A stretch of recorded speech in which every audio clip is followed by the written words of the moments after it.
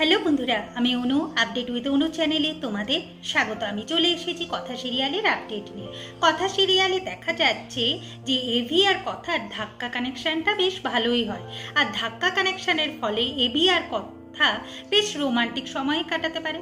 এইদিকে বড়মশাই এসে উপস্থিত, এভির ঠাম্মি বরণ করে, এরপর সম্প্রদান করবে এভির বাবা। এইদিকে এত সুন্দর সাজিয়েছে দেখে মিস্টার দত্ত তো অবাক হয়ে যায়, আর শশীভূষণ গুহর বাড়ির মেয়েকে বৌমা করছে বলে তার তো আনন্দের শেষ নেই। বিয়ে শুরু হয়ে গেছে। এইদিকে আশীর্বাদ, সম্প্রদান, লজ্জা বস্ত্র সমস্ত কিছু জিনিসের দায়িত্ব পড়েছে কথার ঘাড়ে। কথা সমস্ত কিছু ঠিকঠাক করে রেখেছে, যা দেখে চিত্রা কিন্তু বেশ ভালোই জ্বলছে। চিত্রা ভাবে কথাকে এই বাড়ি থেকে যে করি হোক তাড়াতে হবে, নাহলে কথাই সমস্ত কিছু পেয়ে যাবে। এইদিকে দেখা যাচ্ছে প্রিকে খুব সুন্দর করে সাজানো হয়েছে। অর্ণা ম্যান্ডি বলে একবার অভিজিৎ দাকে দেখে আসি কেমন লাগছে। দিল্লিওয়ালি জিজু, তাহলে আমরা মাঝে মাঝে দিল্লি যেতে পারবো, পাহাড়ে ঘুরতে যেতে পারবো। ওদের আনন্দের শেষ নেই। ওরা চলে এসেছে অভিজিৎকে দেখতে। ঠিক সেই সময় প্রি ফাঁকা থাকে, সৌরভকে ফোন করতে থাকে। সৌরভ ভাবে সত্যি ভেবেছিলাম যে গুহম বাড়ির মেয়ের সাথে প্রেম করি, অনেক টাকা পয়সা লুটতে পারবো, তারপর মেয়েটাকে ছেড়ে দেবো। এই তো দেখছি মেয়েটা আমার ঘাড়ে চেপে বসেছে। না না, সময় এসেছে মেয়েটাকে সরিয়ে দেওয়ার।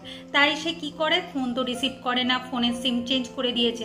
এখন প্রি ভাবছে যে হয়তো সৌরভ কোনো কাজে ব্যস্ত আছে, ওর ওপর এত বড় চাপ। ঠিক আছে, ওয়েস্টার্ন ক্যাফেতেই চলে যাই, ওখানেই আমাদের দেখা হয়ে যাবে। তাই এখন প্রি ভাবছে কিভাবে ওয়েস্টার্ন ক্যাফেতে সে পৌঁছায়। এইদিকে কথা আর প্রিয়ের মা আনন্দীর কাছে প্রার্থনা করছে যাতে বিয়েটা ভালো হয়। তবে মা আনন্দী কথাকে ইঙ্গিত দেয় যে বিয়েটা তো প্রিয়ের ভালোই হবে, প্রি খুব সুখী হবে। যেটা দেখে কথা খুব আনন্দ পায়, ভাবে কিনা সত্যি তাহলে প্রিয় এই বিয়েতে রাজি আছে, আমি শুধু উল্টোপাল্টা ভেবে যাই।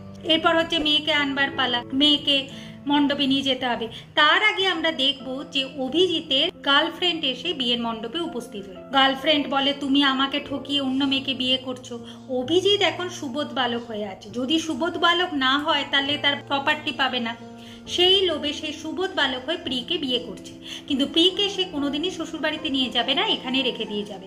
আর দিল্লিতে সে এই গার্লফ্রেন্ডের সাথে সময় কাটাবে। এখন গার্লফ্রেন্ডটা অভিজিতের এই কথা মেনে নিয়েছে।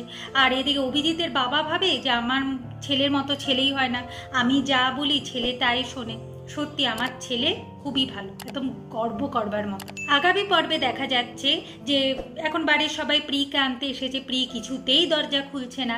এরপর দরজার ধাক্কা দিয়ে ঘরে ঢুকে দেখে যে প্রি নেই। তারপর কথা দেখে যে জানলার শিকটা নড়বড় করছে, আর খুব সহজেই জানলার শিকটা খুলে গেছে।